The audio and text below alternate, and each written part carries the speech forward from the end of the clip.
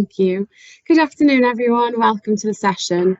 I'm going to be focusing on gas exchange today, which is Unit 2.2 and your BY2 exam paper. So first things first, we need to discuss surface area to volume ratio. Now, you may have covered this earlier on in topic 1, and you may not have. But as a revision, I'm going to go through it because it's relevant to today's work. So surface area to volume ratio limits how big a cell can be. So we know that it tends to be that bigger organisms require more resources and then need to get rid of more waste. So the rate and heat of waste production you can see here and the rate of resource consumption depend on its size. The bigger it is, it tends to need more resources and produce more waste. We need to remember that most biochemical reactions take place within the cells, and so we need to get these resources in and the waste products out efficiently, quickly enough for the organism to survive. So cells with a higher surface area to volume ratio can move the materials into and out of their cells quicker. Okay, so I've put the work here, but just explaining it in a simpler way. So as the width of the cell increases, the surface area increases, but at a much slower rate. It's not directly proportional. So something is getting bigger in volume, but not necessarily its surface area. So this means that a large cell has less surface area to bring in the needed materials. So what I always think about is my hand, and my hand, no matter what I do with it, has a certain volume.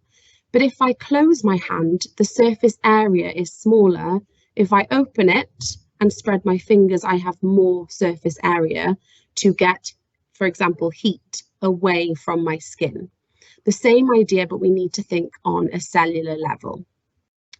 So cells are limited to the size they can become to carry out their life processes and still survive. So when the organism gets larger, they have more cells, not bigger cells, because if the cell just got bigger and bigger and bigger and the surface area didn't, it wouldn't function properly. So have a look at this question, read through the information, and I'll give you 1 minute to look at that. If you need to pause because you need longer, then do so, and you can then join back when I go through the answer.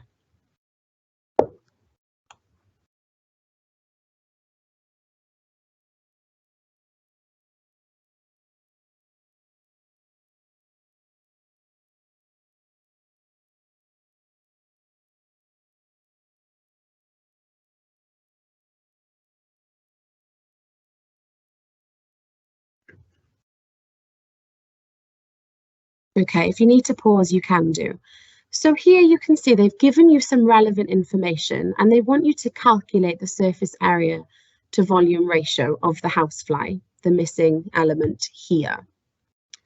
And so what you would need to do is do 6 times 10 to the minus 8 divided by, okay, 6 times 10 to the minus 12, and you will get the answer 60,000, and remember to put the ratio to 1.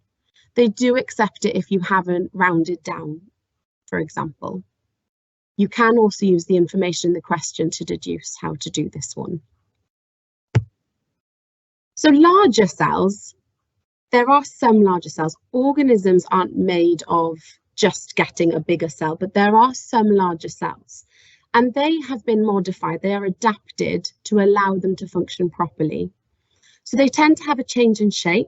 Like they can be spherical, long or thin, or long and thin. And some have infoldings coming inwards, like your small intestine, and some have outfoldings like the alveoli to increase their surface area to the size that they are, the volume that they are. So you can see an example here. You can see that there are outfoldings here in the alveolus. We know, well, hopefully you remember what diffusion is, and we know that diffusion of gases occurs in the respiratory surfaces, and it's a part of gas exchange. So the respiratory surfaces are very efficient at doing this, and we're going to look at different organisms this evening. First of all, we need to remember that respiratory surfaces must have these properties. So they must have a large enough surface area to the volume ratio. Okay, they must have a high surface area to volume ratio. They must be thin so that the diffusion pathways are short, so that the gases can diffuse easily and quickly. They must be permeable so that the gases can diffuse through, which is why our cell membranes are partially permeable, semi-permeable. And they must have a mechanism to produce steep diffusion gradients. We know that diffusion happens quicker if we have a large gradient. So we need to be taking away the useful thing very quickly so that the diffusion gradient remains high. We don't want it coming to that equilibrium. We're going to look at unicellular organisms. Now, these are organisms that are made up of one cell, such as the amoeba. So the gas exchange happens across its surface because it is small enough and flat enough. It is one cell and it is able to carry out all life processes across its membrane. The diffusion of gases is related to its size. So the amount of gas, the volume of gas that it needs in, is dependent on the size of the organism.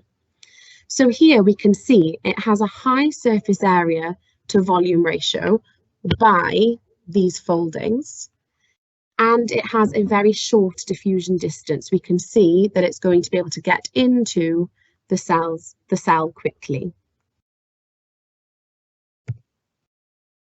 Looking at this question and thinking about what I've just said about amoeba, why is it that amoeba do not need a specialized gas exchange surface or circulatory system? What adaptations, how is it in itself that it does not need an exchange surface that is specialized or a circulatory system? I'll give you 1 minute, and if you need to have longer, you can pause.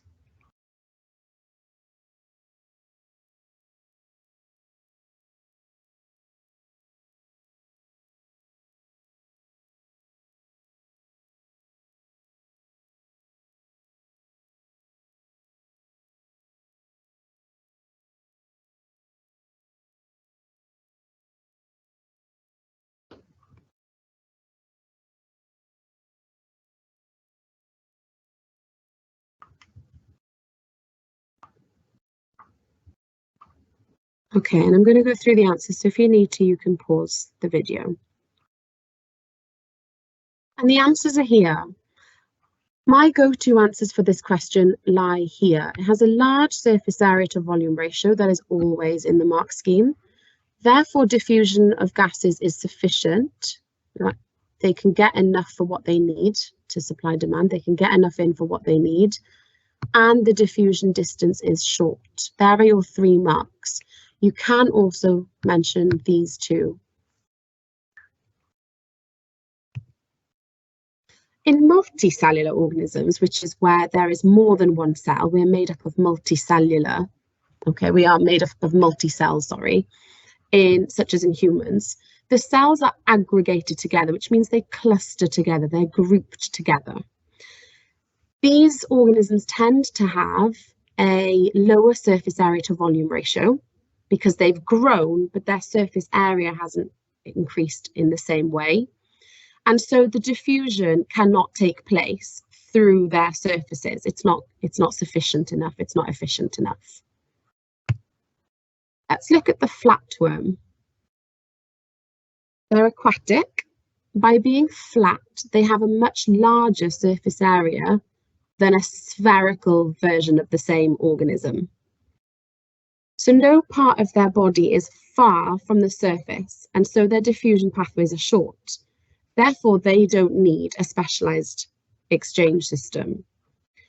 However, an earthworm, you can see, is rounded, it's spherical. It has a higher metabolic rate. The increase in size and specialization of the cells means that its tissues have become more independent. They must maintain that concentration gradient by moving air or water, okay, and this is for larger organisms as well. And for this, they have a ventilation mechanism, and they have thin respiratory surfaces which are protected. We're going to look at gas exchange in vertebrates, and we're going to focus on fish this afternoon, but I will quickly run through amphibians, which you just need to know these details. Unless they give you more details within the question. Will you practice reception, please? Sorry about that, I'm in school. Therefore, amphibians have a moist and permeable skin and a well-developed capillary network just below the surface so that they can get those gases in and maintain the concentration gradient. The gas exchange happens through their skin, and when the animal is active, if it's jumping, moving, etc., it is active also. The gas exchange also happens through their lungs.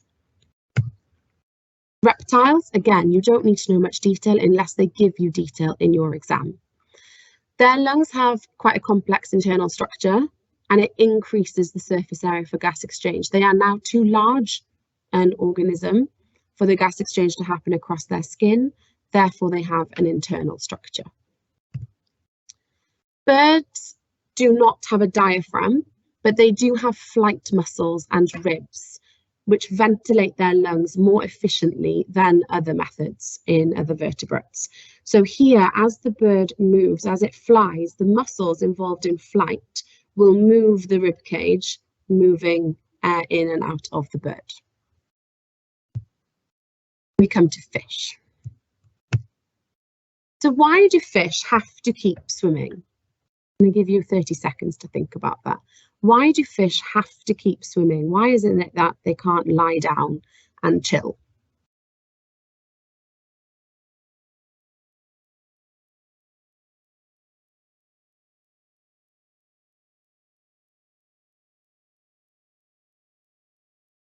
And we're going to come back to that question a bit later. So let's look at gas exchange in fish. Fish are active and they need a good supply of oxygen. This is important to remember. And gas exchange takes place across their gills. So let's look at the gills to begin with. You can see them here. So the gills are stacked. You can see different stacks here to increase the surface area that they have.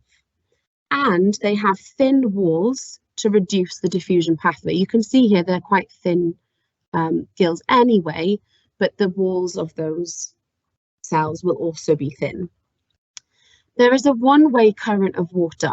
There's only one way that water is going to go into a fish. The gills themselves have many foldings. Okay, you can see here many foldings to increase surface area. And the large surface area is maintained because the density of water flowing through these prevents them from collapsing on one another. So it actually keeps these kind of open so that water can get between each and every part. We've got to look at two main groups of fish and how they ventilate their gills in different ways. So we have cartilaginous fish, which means that they have a skeleton made of cartilage. And here are your examples for cartilaginous.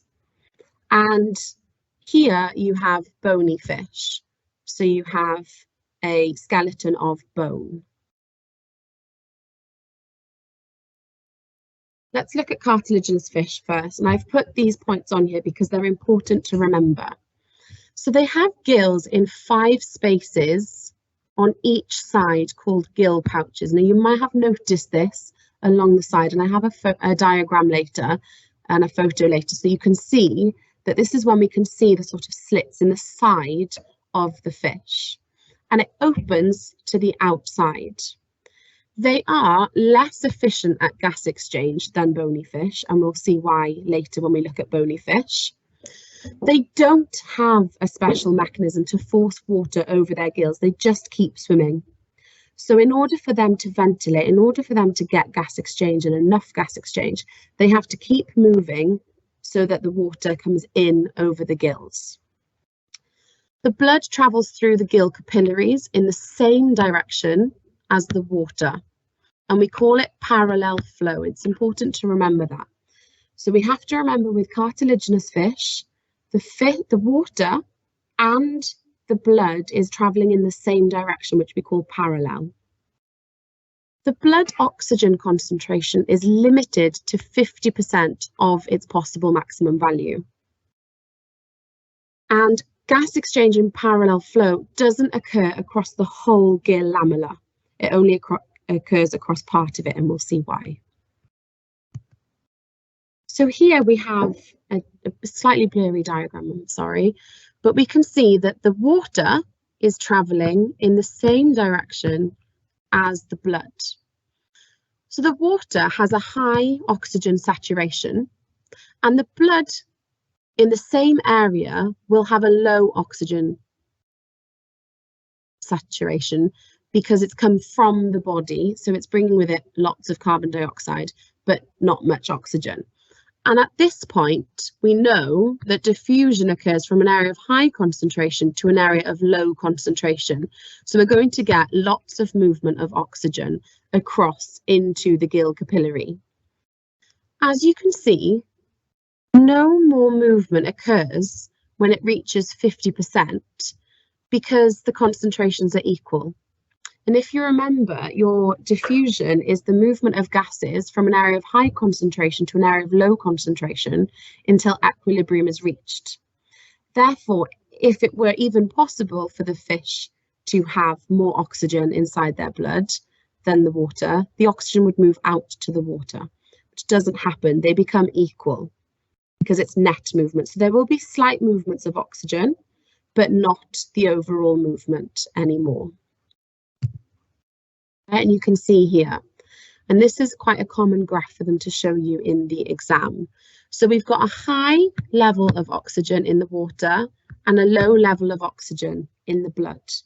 So the oxygen is going to move into the blood, as you can see here, until they reach equilibrium, the 50% mark.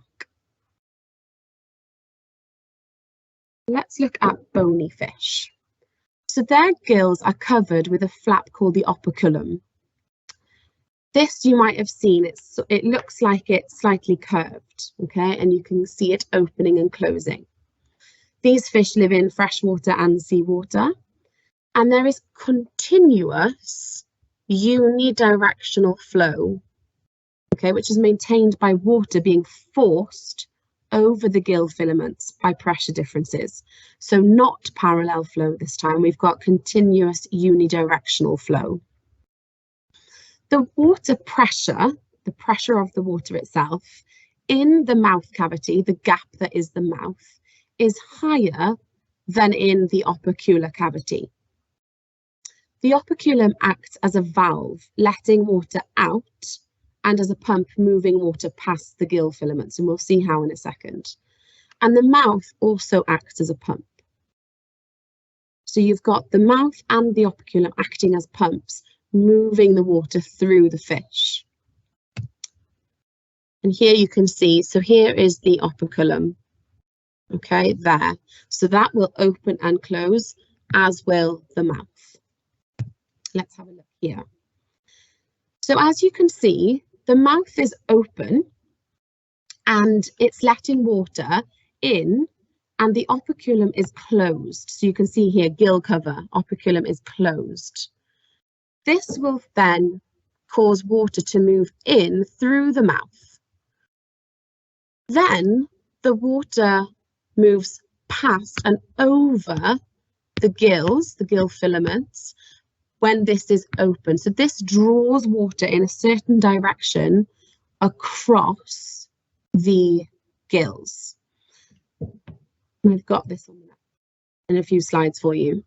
So it maintains a continuous unidirectional flow, and water is forced over those gills by the pressure differences. The water pressure in the mouth cavity is higher than the opercular cavity, and the operculum acts as a valve. We need to remember this as we go through.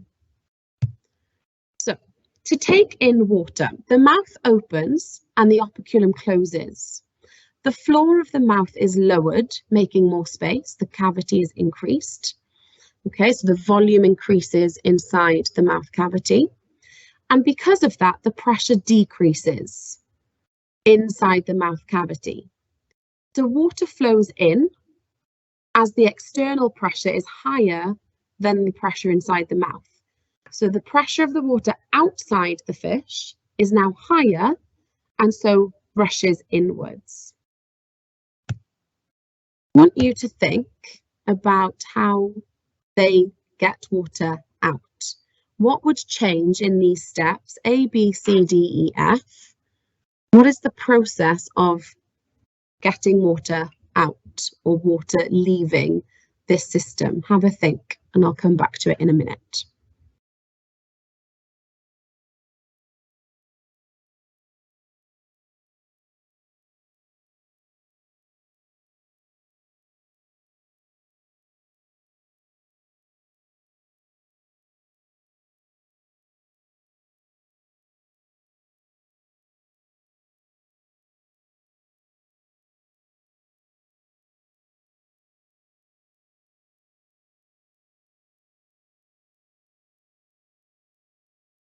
Okay, let's look.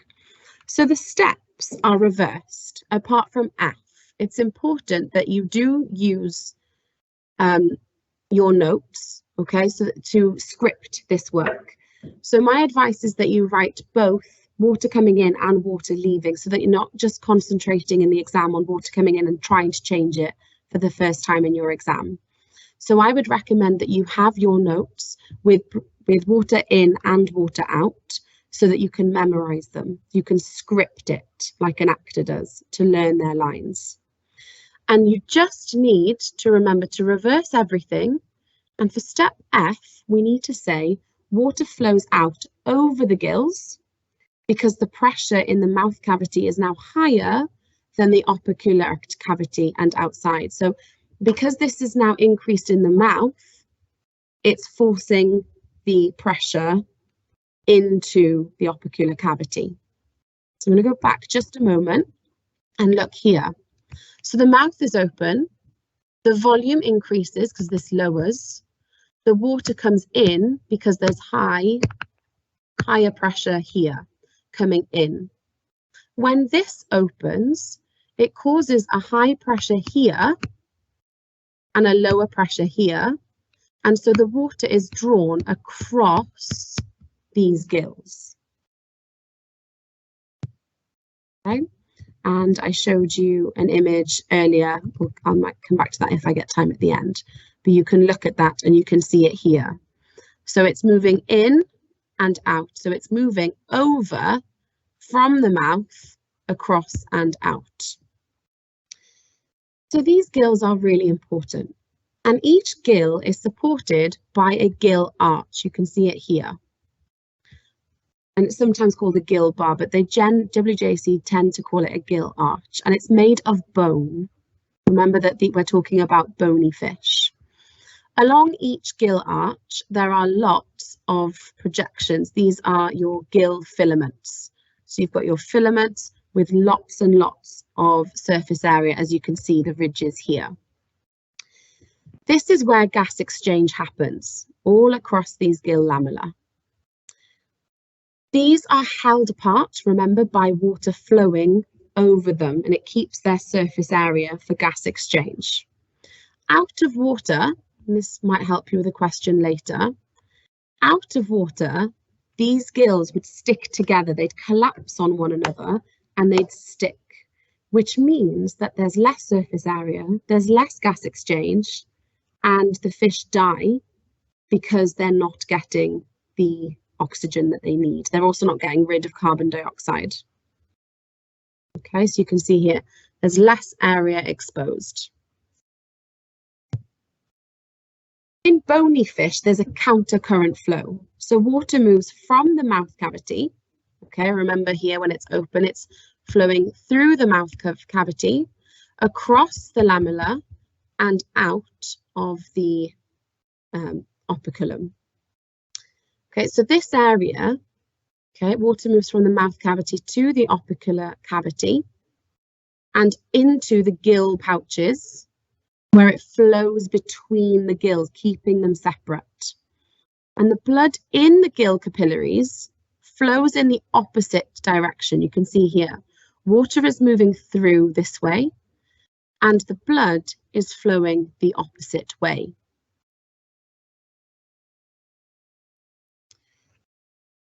Like in cartilaginous fish, carbon dioxide needs to diffuse out from the blood into the water. In bony fish, because there's a countercurrent system, carbon dioxide diffuses out of the blood along the whole length of the lamella, just like I said for oxygen. The gills provide a specialized respiratory surface.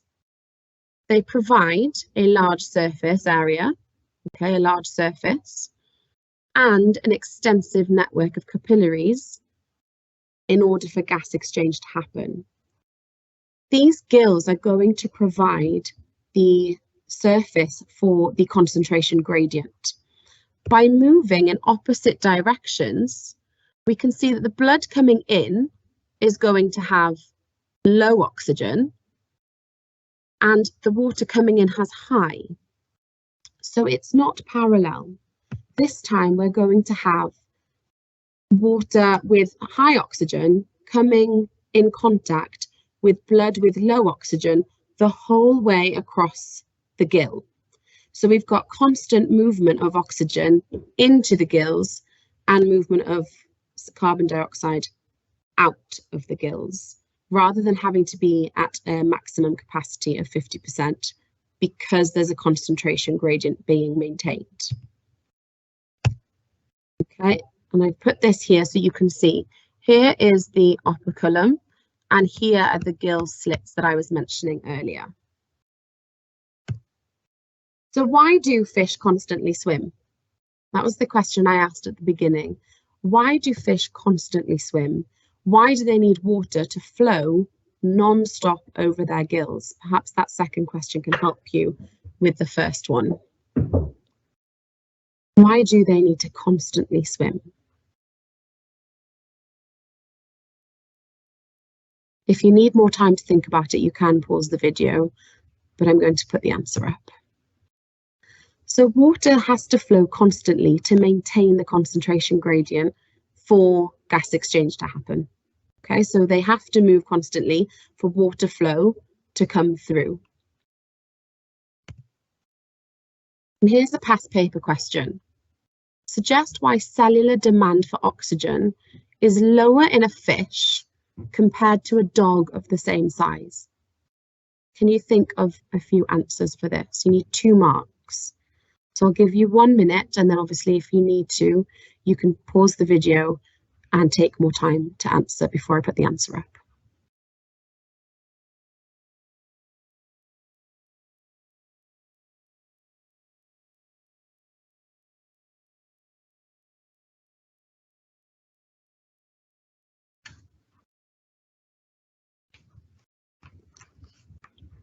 Okay, I'm going to go and put the answer up now, so pause if you need to.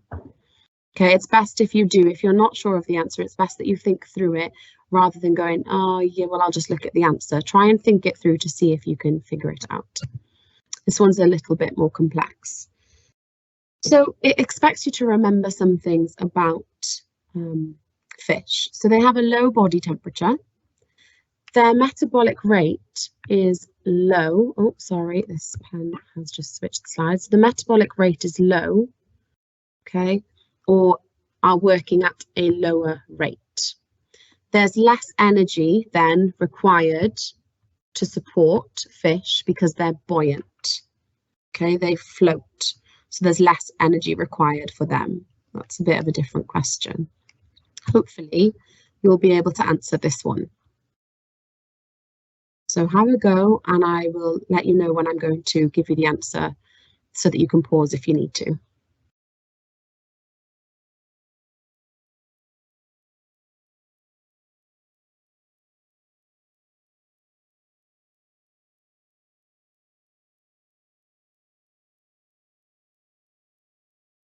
Okay, I'm going to give the answer, so pause if you need to. Okay, hopefully you know that these are the filaments, the gill filaments here, and the arch here.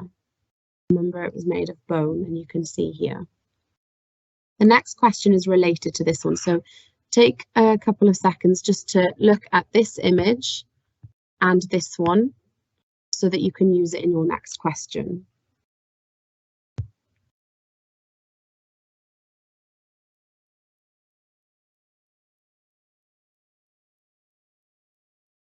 Suggest the function of the gill rakers. I'll go back, of the gill rakers here, and use the photographs and your knowledge to explain why fish suffocate when out of water. Get those two questions, and I'll give you a heads up when I'm going to give the answer, so you can pause if you need to.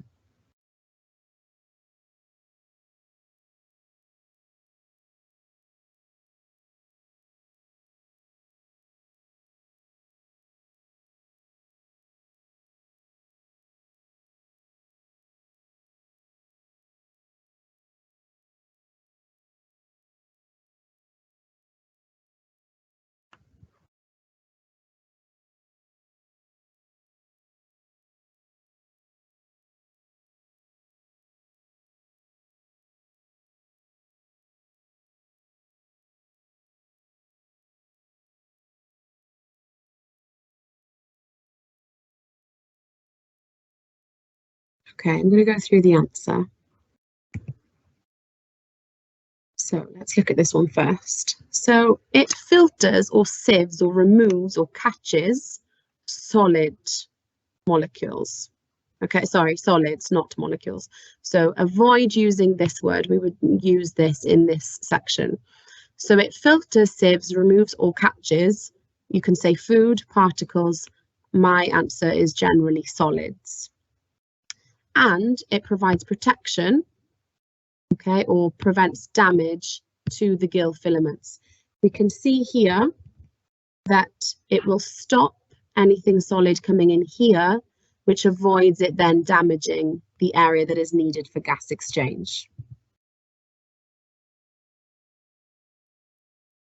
Explain why fish suffocate when out of water. So we have to remember that water separates the filaments. Okay, it keeps these open. We mentioned earlier, the pressure of the water over keeps these separated so they don't collapse in on themselves. Okay, so that filaments or lamellae or plates or gills don't stick together, they don't collapse. Okay, you don't have to say both words. This separates the words for you, so you can say it so that they don't stick together or so that they don't collapse. Reduced surface area for diffusion. So if this did happen, if they were out of water, there would be a reduced surface area for gas exchange because these will have stuck together.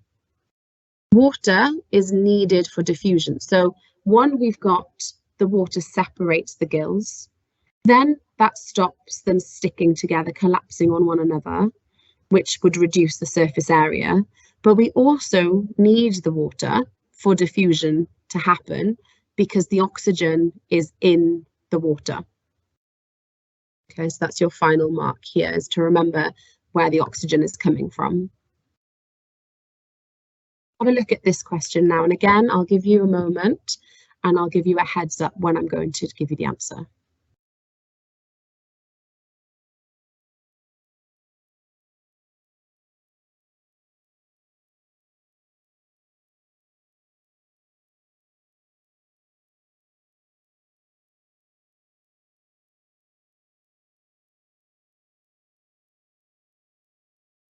A quick tip with anything that says compare is that you talk about one and the other straight away.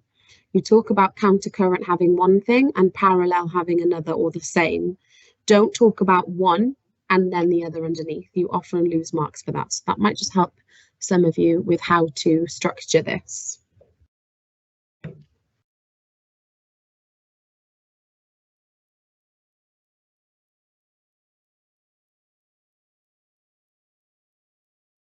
Okay, let's look at the answer. Pause if you need to. You can reverse the argument, okay? So you can talk about one This is just giving the mark scheme for the teacher, but I would recommend saying countercurrent is more efficient than parallel flow. Okay, it depends on the question as to how strict they are. So countercurrent, we remember, is more efficient because we don't have that 50% maximum. There is a concentration gradient that is maintained, okay, maintains gradient, because it doesn't have the blood flowing in the same direction, therefore we don't get 50-50. It happens across the whole gill. With parallel flow, because they're moving in the same direction, it's moving across at the beginning and then they become equal at the end. So there's no more gas exchange, no net movement of oxygen. Higher or more saturation or oxygen absorbed. Okay, and you can even put in correct references. So you can talk about 80% oxygen moving across in countercurrent and only 50% in parallel flow, which is in cartilaginous fish. Read this question carefully. I think it's the last question I've got. Have a look at the information and see if, one, you can decipher which graph we would show the answer on, which graph is correct, before I show you the question. So which graph is showing what? I'm really sorry, the PowerPoint hasn't shown the key correctly. So the key is a straight line for water and a dashed line for blood. Okay, sorry, I will correct that when you get my resources, that it's higher up in the presentation. So straight line, for example, here and here, okay, is water, and the dashed line is blood. Remember to think about the fish and the way that it's shaped. So this is going to be considered the front. So if we've got water moving in, we've got our gills, and then out would be over here. So this would be front, and this would be back. Perhaps that will help you decide which of these graphs is correct to begin with, and then we'll look at the specific question.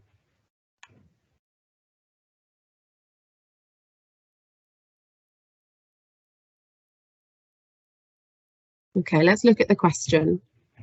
So identify which graph illustrates parallel flow and which graph illustrates countercurrent flow.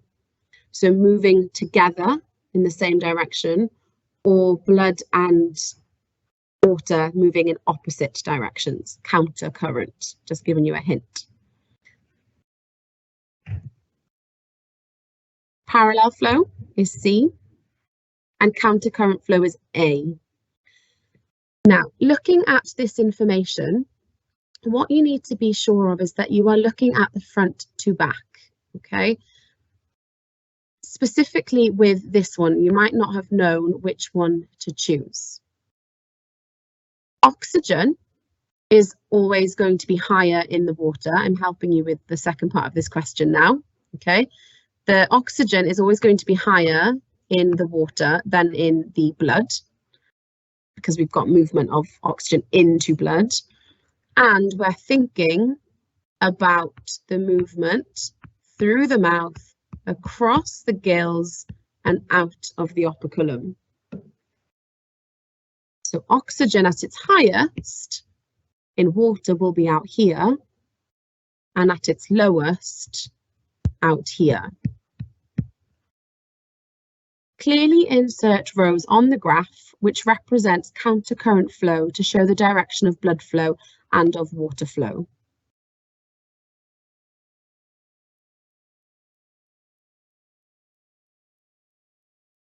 Hopefully, you've already decided that A is the graph you're going to put the arrows on. If not, I've just told you. So have a look at how you would add the arrows to that graph. I'll go back to this slide if it makes it clearer to you.